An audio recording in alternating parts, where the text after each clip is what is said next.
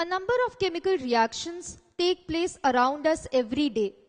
Even at the industrial level, all the important substances, even the medicines that you use, these are produced at a measured amount.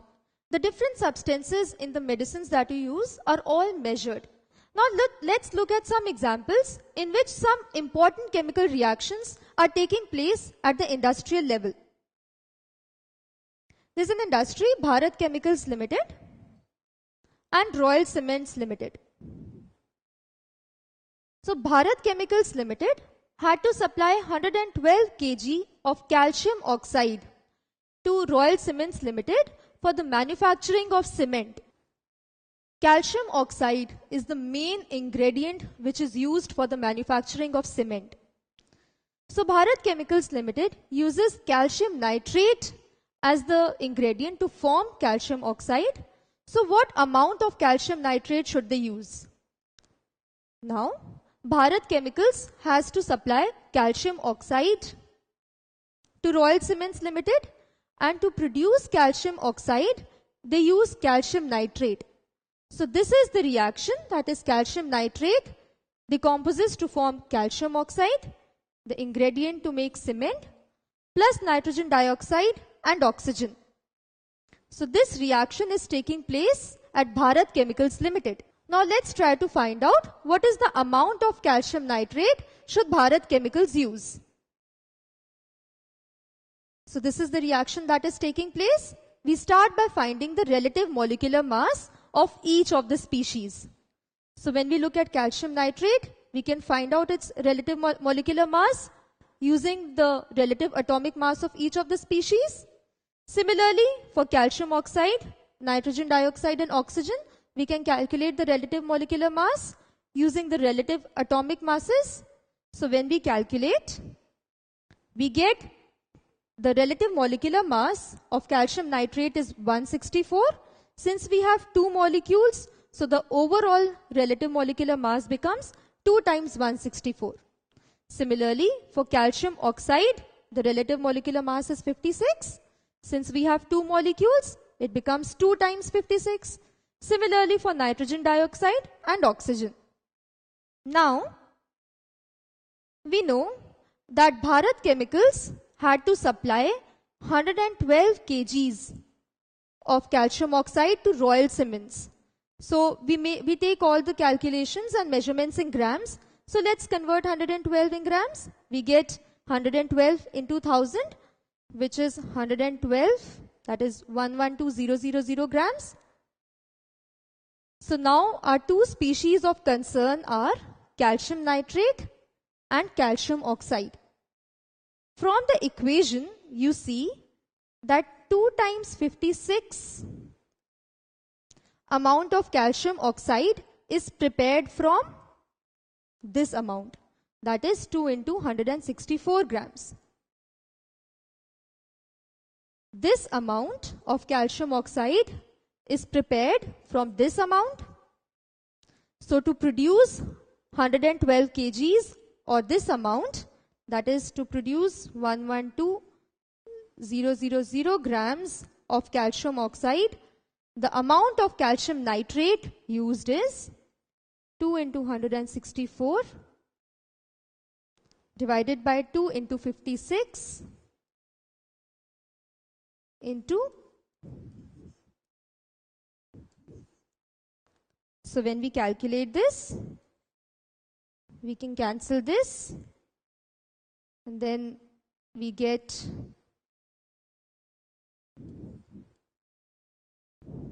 2000. So when we calculate this, this becomes twice. So this becomes 6 2s are 8, 6 2s are 12, and 2 1s are 2, 3.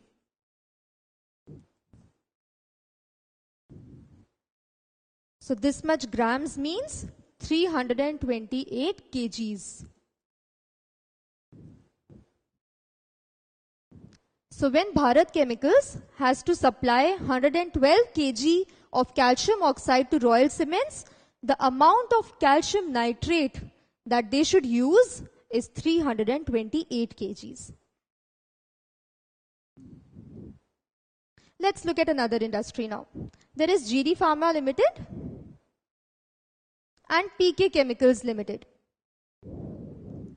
So GD Pharma Limited had to supply 140 grams of silver chloride to PK Chemicals Limited for a very important chemical synthesis. They used a solution of sodium chloride and silver nitrate for the process. What is the amount of sodium chloride that they should use? The first step is to find the chemical reaction that is taking place in the industry. Now, the chemical reaction that is taking place is they use a solution of sodium chloride and silver nitrate. So, the reaction taking place is sodium chloride reacts with silver nitrate to give us AgCl and NaNO3, that is sodium nitrate. So this is the chemical reaction that is taking place. So now the step is to find out the relative molecular mass of each of the species.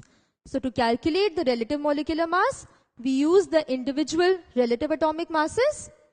So when we calculate the relative molecular mass of each of the species, we get the relative molecular mass of sodium chloride to be 58.5. For silver nitrate, it is 170. For silver chloride, it's 143.5. And sodium nitrate, it is 85. Now, we are given that GD Pharma had to supply 140 grams of sodium chloride to PK Chemicals Limited. So from the chemical reaction, you see that 143.5 grams of silver chloride is produced from 58.5 grams of sodium chloride. So in order to produce 140 grams,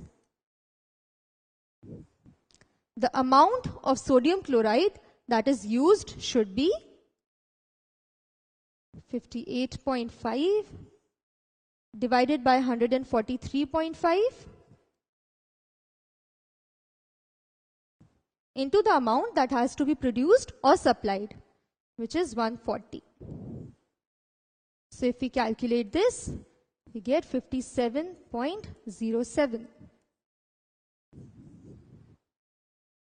So in order to supply 140 grams of silver chloride, the amount of sodium chloride that should be used is 57.07 grams. Now, what was the amount of sodium nitrate that was produced by GD Pharma Limited when 140 grams of AgCl was formed? So initially, they were supplying 140 grams of AgCl. At the same time, sodium nitrate was also formed. So this time we have to find out what is the amount of sodium nitrate that was also formed during the reaction. So let's start by finding the relative molecular masses. So using the individual relative atomic masses, we can find out the relative molecular masses for each of the species. So for sodium chloride, we get 58.5, for silver nitrate 170, and so on. Now this time we are told that when 140 grams of silver chloride was formed, at the same time, what was the amount of sodium nitrate that was also formed? So if we look at a chemical equation now, we see that when 143.5 grams of silver chloride is formed, the amount of sodium nitrate formed is 85 grams.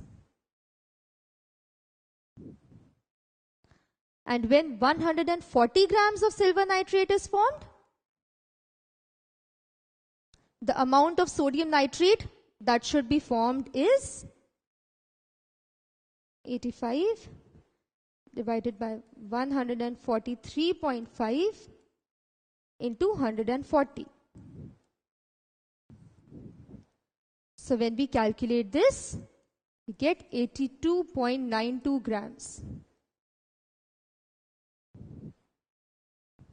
So when GD Pharma used this chemical reaction, they produced 140 grams of silver chloride, and at the same time, they also produced 82.92 grams of sodium nitrate.